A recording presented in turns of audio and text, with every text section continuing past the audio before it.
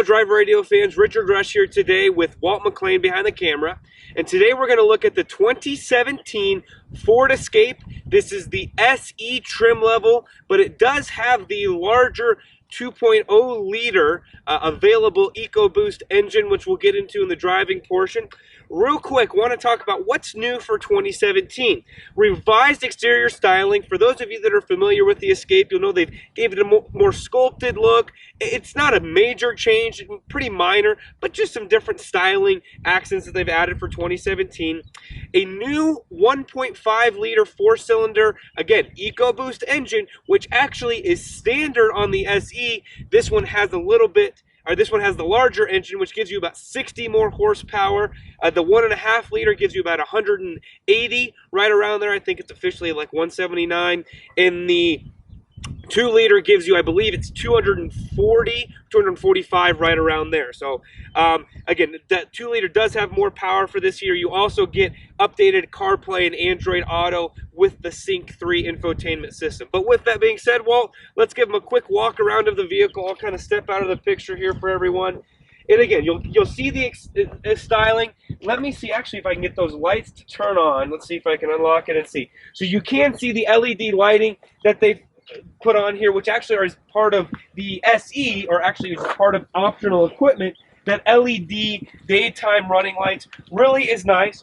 A few of the options on this vehicle, and as we get around to the wheels, you'll see that this comes standard with 17-inch wheels, but you have the optional on here 18-inch ultra bright mock aluminum wheel for, I believe it's about $600. And again, as I mentioned, those aluminum wheels, what else is standard really quick? I want to make sure that I do inform you all of that. So again, the 17-inch alloy wheels are standard. Fog lights, keyless entry pad, which is right along the door there where Ford is known for. Rear privacy glass, dual zone auto climate control, paddle shifters on the steering wheel, rear air vents, 8-way driver power seat, and satellite radio. Optional is the 2 liter EcoBoost, the all-wheel drive, or sorry, I should say 4-wheel drive, which is what this vehicle has on it. Again, kind of notice right here on the side. The SE Tech package, I mentioned the daytime running lights, the 110-volt power outlet, the Sync 3 system, the cold weather package, hands-free liftgate, 18-inch wheels, and remote start. So this does not have the hands-free liftgate on it, but it does have the power liftgate. So I'm going to actually use the key fob. I'm going to hit a double tap there, and it's going to pop open here, and we'll talk about the interior. So here for the back seat, I guess kind of behind the second row, you've got, I do not have the exact numbers for you. With the 60/40 second row folded down, you have about 68 cubic feet of cargo room, so I'm guessing you have about half that. You're probably going to have 30 to 35 cubic feet of cargo room here in the back. You do have a slot for a privacy screen right here. And Walt, as we kind of get a little bit closer, let's show them where the spare tire is at, with more spare compartments, which again, a lot of manufacturers are doing these days, giving you the ability to put a med kit, some extra jackets, maybe some towels, whatever your activities are, you can kind of plan for those. Let me show you the rear seats folded down. Put that snow scraper down right here. And, oh, actually, Walt, fold that down like that. So there you go. So this is nearly flat right here. Again, 60/40 rear folding seat, which makes this really, really nice, really versatile in all honesty, in order to get, whether it be your kids, your athletic bags, groceries, whatever it is, you can certainly do that very easily in here. And come around to the back, we'll leave that down. And as we come out, one thing I'm going to notice, one thing actually I'm a fan that Ford has put on this vehicle is actually offering, which is the power liftgate. I think it's about a $500 option, $495 if I'm not mistaken. All you do is you hit the power button down and it goes down, which is a really, really nice feature, something that I'm a fan of there. So with that being said, let's hop to the second row. All right, fans, here we are for the second row. Going to kind of actually start the video with me on the inside. Relatively enough room back here. Actually had several passengers this past weekend, went out to dinner, and more than enough room, relatively comfortable. You do sit a little bit higher than the front row seats, not a lot, just something to make you aware of. Really, this does have the leather package on it, which is a really nice feel. You've got that optional outlet back here that I did mention, which is a nice feature. You rear air vents. Well, if we can kind of show them the door, nothing whole fancy. There's not a lot of soft touch materials. Actually, there's none. In fact, it's kind of a plastic and more of, again, kind of a leather-like material right here. Obviously, door right there. Storage compartments inside the door for whether it be maps or a water bottle.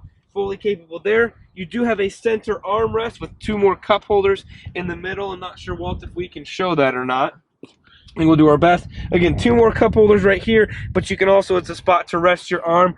And again, enough room to where this seat, by the way, is set for about a 6'1", 6'2" individual. So you could push this seat a little bit far forward, have more than enough room. In terms of getting out, easy access, very easy to do, very simple to do, not too bad or not too aggressive of a slope to cause you, especially as a woman, to have to get out uncomfortably at all. So with that being said, let's hop to the front seat. All right, fans, here's the front seat. As we always try to do, let's show you the door kind of apportionments there. Again, very similar to the back seat. The door handle's positioned a little bit differently. Not quite as at an angle, just more flat, more parallel with the ground. Nice door storage there, which is really nice. As you come through the interior, just some I'll be honest, just some very basic materials. It's not a bad thing, it's just what it is, really basic. As I mentioned before, this does have the the SE leather comfort package, which gives you the leather wrapped steering wheel, power heated side mirrors with blind spot indicators, and heated front seats, which is really nice. Very comfortable front seats, in fact, with that. So dual climate control, as I mentioned. Honestly, everything else is pretty much standard Ford. I'm going to get into some of the options here in just a second. We'll get Walt out of the wind and we'll take a quick drive in the 2017 Ford Escape. All right, fans, here we are for the driving portion, and with the cold weather here in kind of late March, Colorado, wanted to do a little bit different, maybe walk you through a few more features than we normally do on the inside, honestly, to get Walt out of the cold. So turn your attention to the center stack here really quick. The Sync 3 is part of the SE technology package, and I want to make sure I get this right. About $1,400. There's also what that includes, and sorry, I'm jumping in front of the camera. Gives you the Sync 3, Sync Connect, reverse sensing system, roof rack, side rails black, and then the blind spot monitor info system, which I mentioned is also part of that leather comfort system. So again, the Sync 3, we've gone over it many times, does come equipped with the Apple CarPlay, which is really nice, Android Auto, very easy to use, simple to operate, no issues there. Honestly, it's one of our favorite systems. The old Sync system was we were not a fan of it. Everything else, though, and what Ford has done to improve it, in our opinion, is really, really great, to be honest. So you can turn the display on and off there. You can adjust your sound settings right there, again, which is really, really nice. Some great features that Ford has done. Turning your attention kind of a little bit farther down here, again, the dual zone climate control, heated seats, the automatic start-stop functionality, which is available on this engine. We'll show you how that works here in a little bit. Everything else is pretty standard. Standard gear selector. You do have a sport mode. They have gotten rid of the manual handbrake. It is now an electronic parking brake, which gives you a little bit more room here in the front. Going to show you the center console. I'm going to show you the top compartment. Walt, I'll give you a second to get over the hump there. This is the top compartment, and I'm going to go down and show you the bottom compartment. So nice kind of 2-compartment system that Ford is doing there. Really nice feature. Again, a 12-volt power port as well as the USB. You've also got the same, and I apologize, I got really close to the camera there. You also have, again, another kind of cigarette lighter power port there, as well as another USB port, which is really nice. I want to show you how a phone fits. iPhone 7 Plus will fit in there relatively nicely without much of an issue. 2 nice sized cup holders there. So with all that being said, Walt, why don't we take a quick drive, show them the rear view camera. You do have dynamic grid lines, and they work fantastic. Again, I got to say that for Ford. It's a very easy system to use. You can see right here, if you were going to hook up a trailer to this, you have the capability of doing that right here, being able to see kind of on your own without having to have the aid of someone else, which is a really nice feature. So let's take a quick drive. Again, the 2-liter EcoBoost engine. I'm going to give it up and go. Probably put Walt back in the seat a little bit. Don't know how else to say it other than the EcoBoost are one of our favorite engines to drive. And that wasn't this thing being overly crazy. It's just the fact that this road is very, very bumpy. In terms of noise, road noise, quietness, overall, a great experience. I mean, again, especially for this price point, which I haven't mentioned yet, this vehicle as it sits about $34,000. So right there in the mid 30s, and you get a lot of car for your money in terms of the features, at least in my opinion. You're going to get again, there's no adaptive cruise. There are some other safety features that Ford is offering here. I do want to make sure that I get those, what's available. Here's my note card. Lane departure warning and assist, drowsy driver warning, adaptive cruise with forward collision alert is part of that. Some of the options available on this vehicle, I already mentioned the technology package. This 2-liter EcoBoost engine is about a $1,300 option. Power liftgate is $500, $800 for the voice-activated touchscreen navigation system, a $600 option for those wheels, and a $1,600 options for that leather comfort package, which is really nice. So overall, great, honestly, a great driving vehicle, handles well, very smooth to operate. Fuel economy, rated for, and I want to make sure I get this right, 20 and 27 miles per gallon. We've been able to achieve about 22 myself, driving this car pretty hard. My dad, again, right around up in there, and would have been able to kind of average, probably, I would say for him, high 20s. He does a lot more highway driving than I do, so probably 28, 29 miles per gallon without a doubt about it. So very comfortable ride.